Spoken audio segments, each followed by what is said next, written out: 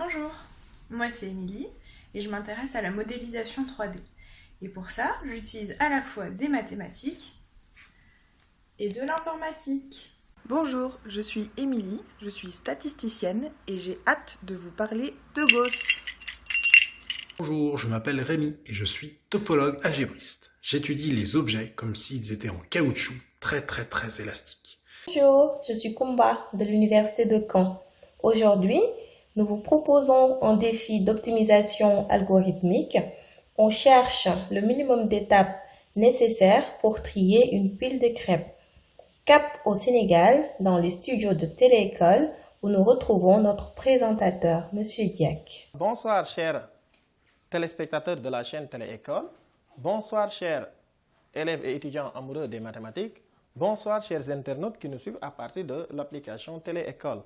Comme je vous l'avais dit la semaine passée, rappelez-vous, le défi, c'était avec le crépier qui voulait vraiment trier son tas de 5 crêpes qui étaient mal organisées. Bien sûr, parce qu'il était psychorigide. On vous avait demandé, bien sûr, de l'aider à trier ces crêpes tout en ayant une seule possibilité. Donc la seule manipulation possible, c'était de prendre la spatule entre 2 crêpes et de retourner le tout. Sur ce, je vais vous proposer une manière de faire. Je vais même l'illustrer avec ces œuvres d'art. Rappelez-vous, donc, les crêpes étaient très mal organisées. Donc, si vous vous rappelez bien, où est la petite là? Ah oui. Donc, en haut, c'était la moyenne.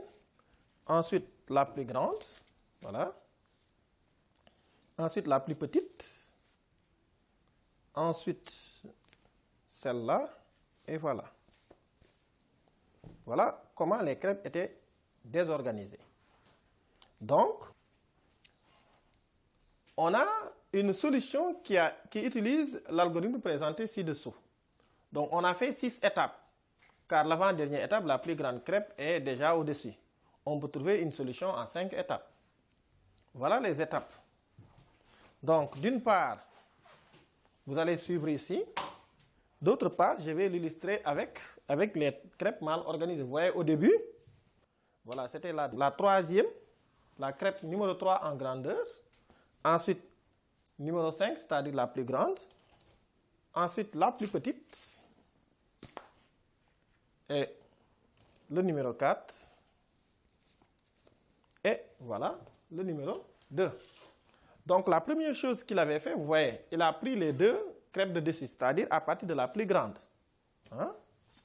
C'est ça qu'il a fait. Et il a tourné. Donc, il passe de là, il tourne. Ça donne ça. Donc, vous voyez. Ensuite, il fait quoi? Il prend le tout. Il le prend tout à fait en bas. Deuxième étape. Il tourne. De là, on vient ici. Donc, vous voyez, quand il tourne, la plus grande maintenant est en bas. Ensuite, il prend les 2 d'en haut. Troisième étape. Il tourne. Il prend les 2, il tourne.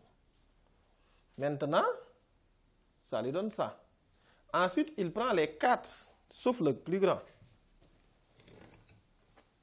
Il tourne. Quand il prend les 4, il tourne, il est là. Et maintenant, il prend les 3 derniers.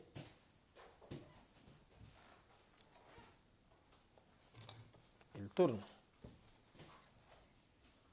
Ça fait ça. Et maintenant, il prend les 2, il tourne.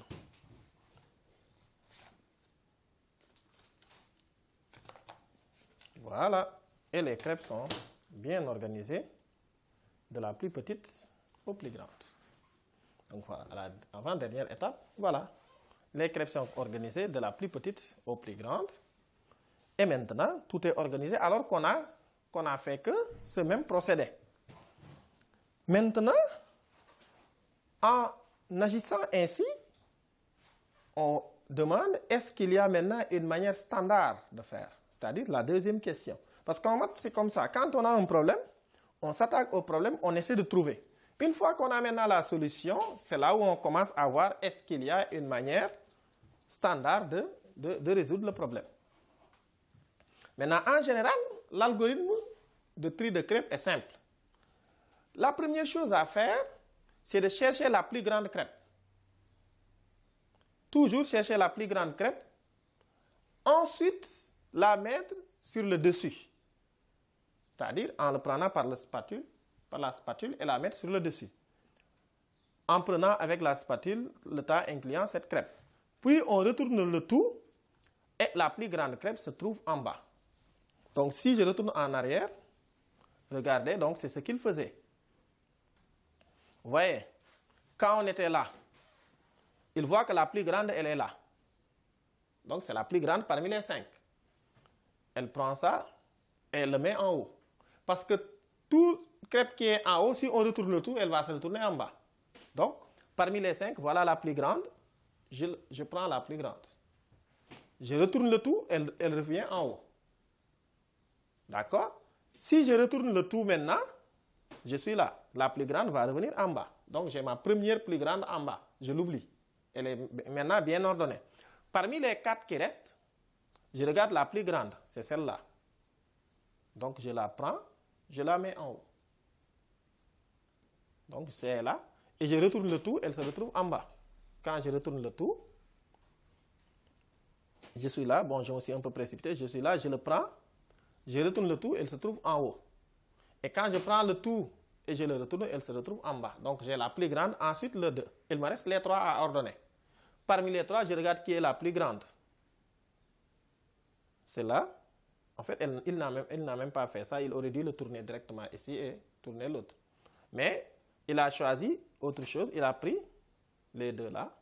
Il les retourne. Ah oui, c'est ça. Hein. C'est parce qu'il était en haut. C'est parce qu'il était déjà en haut, il ne l'a pas mis en haut. Il le retourne seulement pour qu'il devienne ici. En 3e position. Et maintenant, il reste les 2. Le plus grand est en haut, on le retourne, on est là. Si vous voulez, je peux le refaire encore une fois pour que vous voyez comment ça marche. Maintenant, c'est ça l'algorithme. Donc, je reviens ici. On est là. Donc, c'est qui était en bas? C'était le numéro. Ça, c'est 5, 4, 3, 2. Le numéro 2. Ensuite, le numéro 4. Ensuite, le numéro 1. Ensuite, le 5. Et ensuite, le 3. Donc, le principe, c'est quoi? C'est regarder celui qui est plus grand. Ici, le plus grand, c'est celui-là. Je le prends. Je l'amène en haut. C'est ça le principe. Je le prends, je le mets en haut. Et quand il est en haut, je retourne le tout, il est en bas. Donc, parmi les 5, j'ai une crêpe qui est bien placée. Je l'oublie et je m'occupe des 4. Parmi les 4, je regarde celui qui est plus grand. Donc, je vois bien que c'est lui le plus grand. Donc, je le prends, je le mets en haut. Une fois que je le mets en haut, je vais reprendre tout, sauf bien sûr le 5e qui est déjà en bonne place. Pour retourner le tout, donc, à partir de là, j'ai 2 crêpes bien organisées. Et je regarde les 3. Heureusement, pour les 3 qui restent, le plus grand est déjà en haut, donc ce n'est pas la peine de l'amener en haut. Il suffit juste de tourner le tout. Et là, ça me donne 3 crêpes bien organisées. Il me reste les 2. Le plus petit est là. Donc, il suffit juste de le prendre et de tourner. Voilà. Donc, le principe, n'importe quel tas de crêpes, n'importe quel nombre, on regarde dans le groupe des crêpes non ordonnées, on prend le plus grand, on l'amène en haut. Parce que toute crêpe qui est en haut peut facilement se retrouver en bas, si bien sûr je place bien la spatule. Donc, c'était ça la deuxième question. Donc, vous voyez, avec la première question, peut-être on ne savait pas, on essayait de tourner, de voir jusqu'à ce que ça marche, on ne sait même pas. Mais, une fois qu'on a une solution, on voit bien qu'il faut juste amener le plus grand en haut et le ramener en bas en tournant le tout. Donc, c'était ça la deuxième question. Donc, maintenant, la question, c'était combien de manipulations peut-on faire au minimum? Donc, l'intérêt de ces étapes avec les tas restants, tout sauf la plus grande crêpe. Donc, bon, ça continue l'explication du 3. Donc, on a besoin alors de 2n-3 étapes. On a besoin de 2n-3 étapes. Donc, avec le cas n égale 5, on peut montrer qu'on peut résoudre n'importe quel tas en 5 coups, au plus. Au plus 5 coups. Donc, Ce n'est donc pas optimal. On peut aussi noter que dans les meilleurs des cas, le pile est déjà trié, il n'y a rien à faire. Donc, vous voyez que j'ai mélangé le tri, mais on pouvait avoir un exemple très simple où les crêpes sont que comme ça. Dans ce cas, j'ai fait seulement une seule manipulation et ça marche. Donc, vous voyez. Mais les crêpes même peuvent être ordonnées de facto. Dans ce cas, il n'y a rien à faire.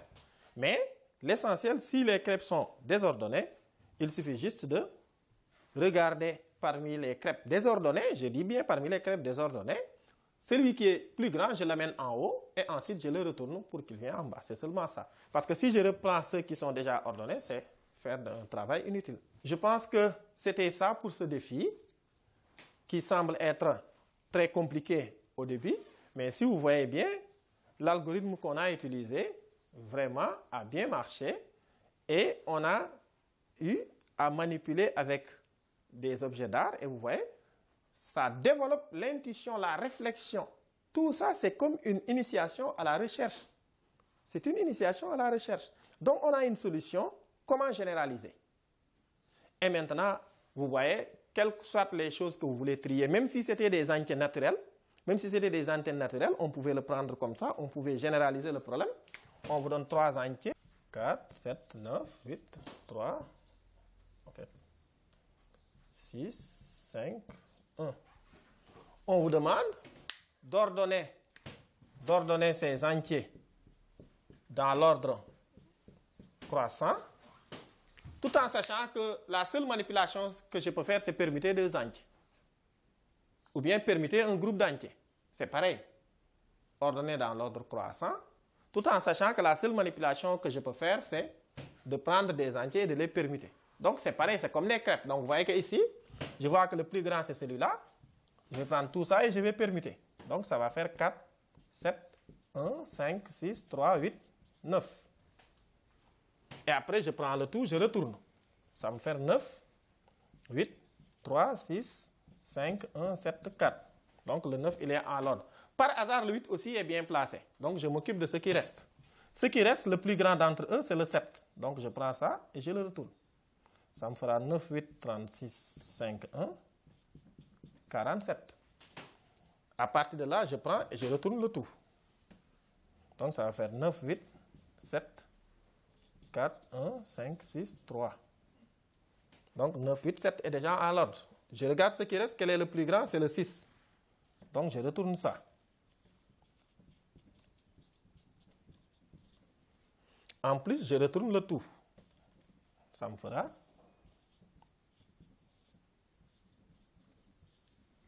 etc. Je regarde ce qui reste, celui qui est le plus grand, c'est le 5. Je retourne ça. Ça me fera 7, 6. Si je retourne, ça me fera 3, 4, 1, 5. Et maintenant, je retourne le tout. 9, 8, 7, 6, 5, 1, 4, 3. Le plus grand d'entre eux, c'est le 4. Donc, je retourne les deux. 9, 8, 7, 6, 5, 1, 3, 4. Et maintenant, je retourne le tout. En fait, les 3. Ça me fera 9, 8, 7, 6, 5, 4, 3, 1. Et maintenant, je les ai rangés dans l'ordre croissant. Donc, c'est ça un algorithme. Un algorithme, c'est quoi? C'est un procédé qui nous permet d'aboutir à un résultat. Et vous voyez que maintenant, que ce soit des entiers, que ce soit des crêpes, que ce soit n'importe quoi, le principe, ça marche. Donc, ça marche à tous les coups. Prendre le plus grand, l'amener en haut et ensuite le ramener en bas. Voilà. Donc, c'était ça pour ce crépier psychorigide.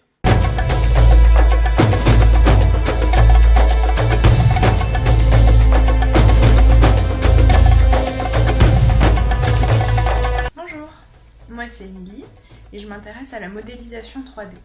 Et pour ça, j'utilise à la fois des mathématiques et de l'informatique.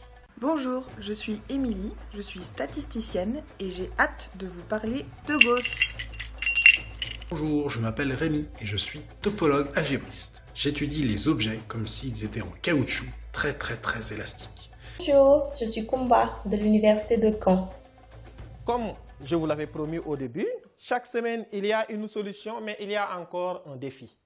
Et sur ce, je m'en vais encore vous présenter un autre défi. Cette fois-ci, les symboles M, U, I et U. Voilà, c'est comme ça que ça s'appelle le défi. Les symboles M, I et U. Je vais vous présenter le défi maintenant. Donc, dans cette activité, on se donne un ensemble de 3 symboles M, I, U, pouvant être arbitrairement composés pour former des mots. Ici, ne prenez pas mot dans le sens du français, parce que U, I, M peut n'avoir aucun sens. Mais l'essentiel, à chaque fois où je combine ces symboles, pour moi, c'est un mot. Et d'ailleurs, c'est pourquoi j'ai dit, je peux prendre le M 3 fois. M, c'est un mot. Je peux prendre M, I, U. C'est un mot. Je peux prendre 2 fois U, ensuite I et M. C'est un mot. Donc, ce sont des mots valides. Je peux combiner plusieurs fois les symboles pour avoir un mot. Maintenant, la question est la suivante. Bon, avant la question, je vous donne des règles de calcul. Maintenant, on se donne désormais un ensemble de 4 règles. Donc, sur mes 3 symboles M, I et I, je ne me donne que 4 règles. XI donne toujours XUI. C'est la première règle. Ça veut dire quoi? Quelque chose qui peut être MI ou autre chose. Quelque chose qui termine par I sera transformé par une chose qui termine par ce I-là, mais ajouté d'un U. C'est ça la règle. Qu'est-ce que cela veut dire? Ce n'est pas important. L'essentiel, c'est ça ma règle. La deuxième règle, c'est quoi? Si j'ai M suivi de quelque chose que j'ai appelé X, il va transformer ce mot en ce M suivi de quelque chose 2 fois de suite. Donc, j'ai dit à MX, ça donne MXX. Maintenant, si j'ai quelque chose et 3 I collés, ensuite autre chose, cela transforme ces 3 I en un U. D'accord? C'est ça ma troisième règle. Et la quatrième et dernière règle, c'est quoi? Si j'ai quelque chose, ensuite 2 U à l'intérieur, ensuite autre chose, c'est parce que les 2 U disparaissent. Donc, ça donne X, Y. Bien sûr, j'ai dit X et Y représentent une suite quelconque de symboles. Par exemple, la règle 1, permet de transformer M, M, M, I en M, M, M, I, U. Parce que j'ai dit que la règle 1, quand il termine par I, il ajoute un U. Donc, c'est pourquoi, quand j'ai M, M, M, I, il le transforme parce que c'est voilà mon X. Il le transforme, j'ai dit XI, c'est X, c'est-à-dire M, M, M, I, U. Voilà la première règle. Donc, voilà mon X. Le X, il est encore là. Le I, et il ajoute un U. Voilà ce que fait la première règle. Donc, ça, c'était un exemple. Maintenant, M, M, I, U. Avec la règle 2, ça devient M, ou plutôt, la règle 2 transforme M, I, U en M, I, U, U, U. Parce que la règle 2, qu'est-ce qu'elle fait? Regardez. Quand j'ai M, I, U, la règle 2 me dit quoi? La règle 2 me dit que si j'ai M suivi de quelque chose, je répète cette même chose qui a suivi le M. M est suivi de quelque chose, je répète cette même chose qui a suivi le M.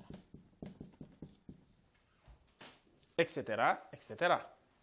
Je peux même ajouter un autre exemple pour illustrer la règle 3. Si j'avais M, U, I,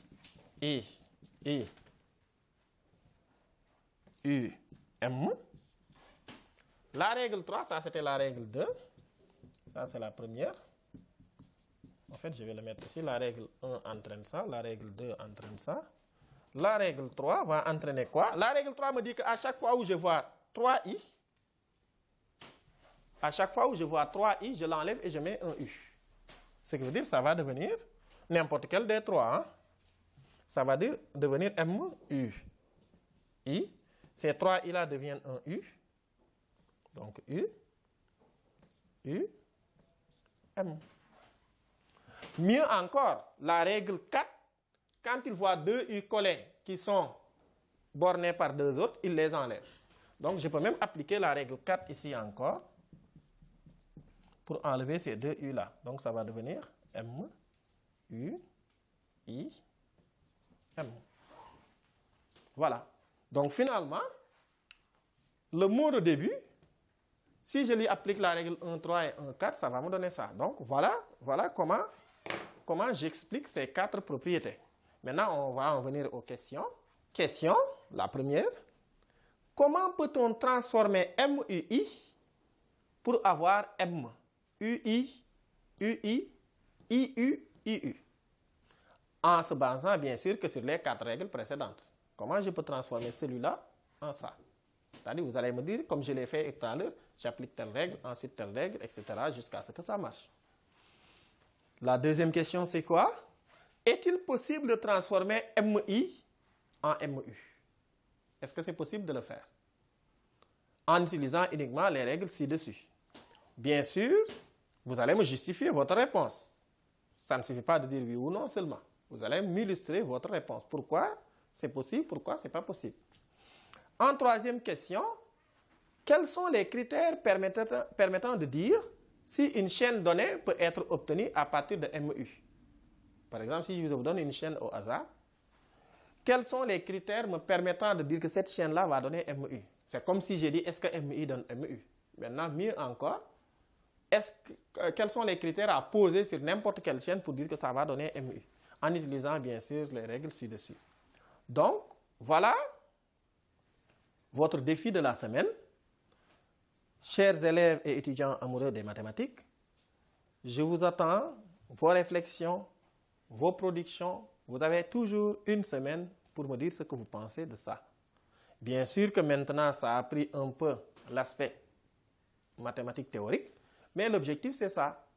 C'est de faire des maths sans pour autant se conformer plutôt à ce qu'on fait en classe. Ce ne sont pas des cours, ce ne sont pas des exercices de classe, mais à chaque fois, vous verrez qu'il y a forcément une théorie mathématique ou logique dedans qui vous permettent bien sûr de réfléchir. Sur ce, je vous dis, chers élèves et étudiants amoureux des mathématiques, comme chaque semaine, il y aura toujours des défis. Donc, je vous donne rendez-vous la semaine prochaine, bien sûr pour d'autres défis, mais aussi la solution de ce défi. Donc, je vous dis bonne réflexion et à la semaine prochaine.